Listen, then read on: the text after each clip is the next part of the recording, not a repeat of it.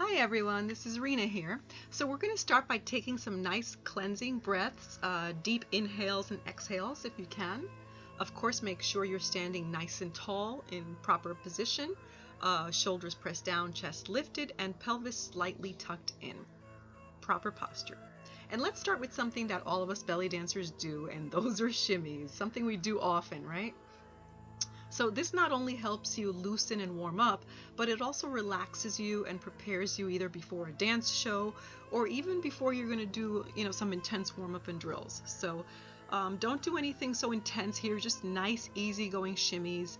Use your arms as you please. You don't have to do what I'm doing with the arms. This is just an example.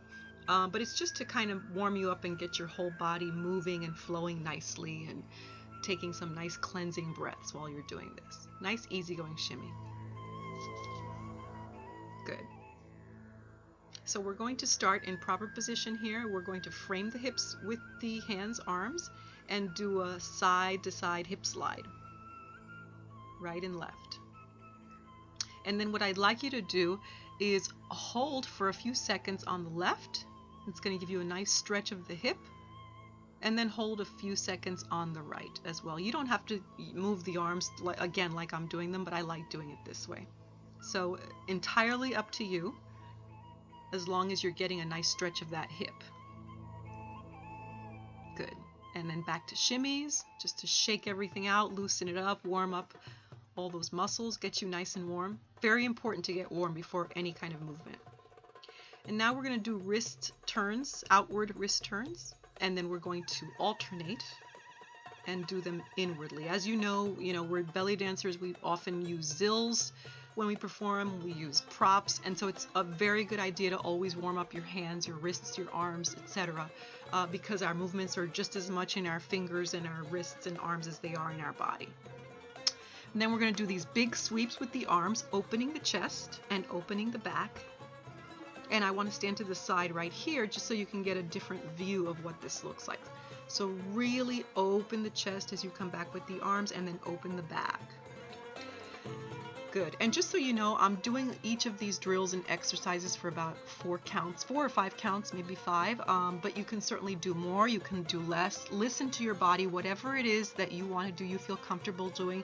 For the sake of the video, I'm just doing 4 or 5 counts.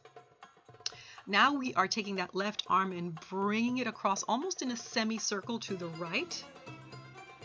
And really make it big. Get your whole body flowing into it so that you're not only warming up the arms, but you're also warming up your legs and your torso. And you're getting kind of in that flow. Alternating arms, bringing the right, again, in a bit of a semicircle across to the left. And getting that whole body movement into it.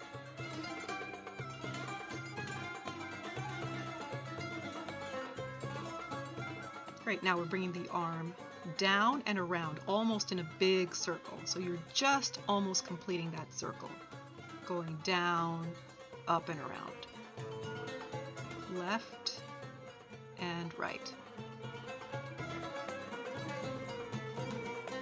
Make sure you're breathing, getting oxygen flowing, very, very important.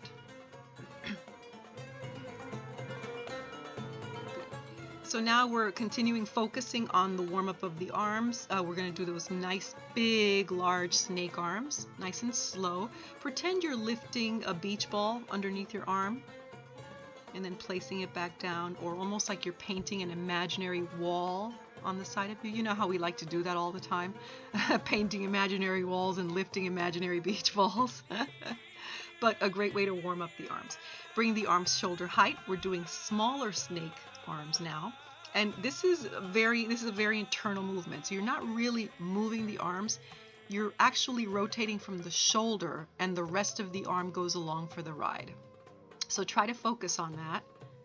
And it's a great way to warm up the shoulders and even the upper back.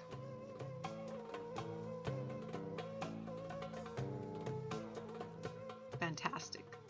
Now taking a hip stance, hip distance apart, we're going to do our rib slides. So keep the hips and the legs nice and strong, grounded into the earth as you slide the rib cage right and left. Bringing the arms almost shoulder height. And what we're going to do here is also layer a shimmy underneath this. So after a few rib slides, bring the legs in together slightly, and we're going to do a nice easygoing shimmy so that you're layering that rib slide over it. And then add a rib circle this time. And this is a good way to wake up that technique so that you remember how to layer. Never forget. And of course, you know what comes next. Now we're going to do rib circle to the right, right? Do it to the left and to the right.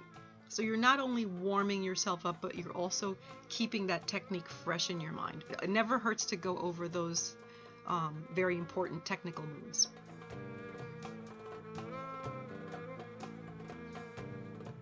Next, we're going to do a rib circle in this position. So you're hinged at the pelvis slightly there, and we're doing rib circles to the left. Then we're going to alternate and do rib circles to the right, just to keep things interesting. You don't have to do both sides. You can just keep it to one, but I like to do it to both sides. And I'm also going to stand to the side in a little bit, just so you could see the difference and get a different perspective of how this movement looks. So hinge at the pelvis there, hands on the knees or just above, and rib circle. So it's not a very big rib circle. It's very internal, but it certainly is something that you feel, and it's a great warm-up for the spine, for the entire back, as well as it is for the belly. So bringing that belly in, contracting it as you go up, and then pressing it to the floor. Good. Back to our shimmies, because the next section that's coming up is definitely going to get you hot. You're definitely going to feel this one, so I'm trying to prepare you for what's coming. So do a few shimmies. If you need to pause it here, then do so, and then come back when you're ready. What we're going to do here next are going to be varying basic shapes and movements that we typically do with level change. So we're going to start, bring the left foot slightly forward, and you're going to add a hip circle, and then change the level, meaning go down for 4 counts, and then we're going to go up for 4 counts. You don't have to do 4 counts. You can do less, you can do more. Again, listen to your body. I just chose to do 4 for the sake of the video. So we're doing all these basic shapes and movements with the level change. Great. Alternate legs so that you're not getting one leg worn out before the other. You're giving them both equal love, and you're doing that Maya figure 8 down. So you're going down like an elevator and up like an elevator. And what I mean by that is keep your back straight, chest lifted, shoulders pressed down. Don't bend over, just like an elevator. Great. Alternating legs again. Left foot forward again, and you're doing that figure 8 on the up. Once again, down for 4 counts, up for 4 counts, or however many counts you please.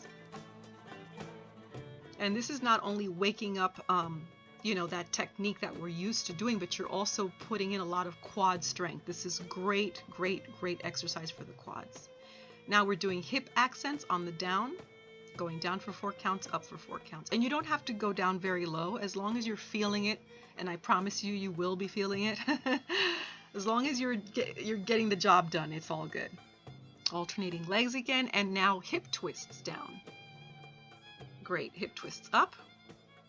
So you're getting the oblique work there with the hips. So all focused on the hips, and your quads are singing to you right now. They're going, hello, you just woke me up. Great. Switching legs again. Pelvic locks. So you're bringing the belly in and out, in, out, in, out. 4 counts down and 4 counts up. Keep breathing. Don't forget to breathe.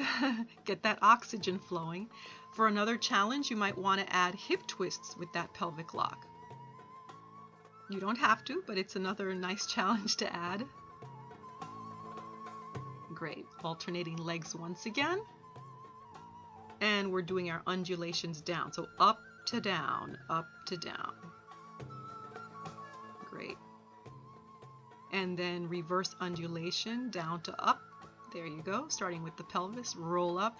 Hang in there with me, hang in there. I know it's getting serious, but you're almost there. Keep breathing and keep strong. Great. And one last one for those of you that are into belly rolls like I am. If you want, you can do this movement as well with the belly rolls in lieu of the undulations or in addition to the undulations. Belly roll down, and then you can switch it and do belly roll up, just like I just did right here. Great. Whew. Yeah, I know. I felt that one too. Good job. Now for our last little thing here, we're going to do a low arabesque lift with the leg. Yeah, and then we're going to bring that foot up, bend the knee and bring it up. So the purpose of this is, number one, it helps you balance, and as dancers we need to keep our balance in check, obviously, for dancing. And it also helps you squeeze that nice gluteal muscle. See right there, when that leg is lifted, you get a nice squeeze in the gluteal muscles.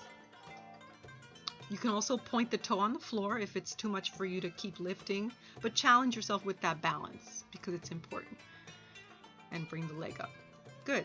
Now switch legs, of course. Do the same thing on the right. Lift that leg, and it doesn't have to be a very big lift, just a nice low arabesque.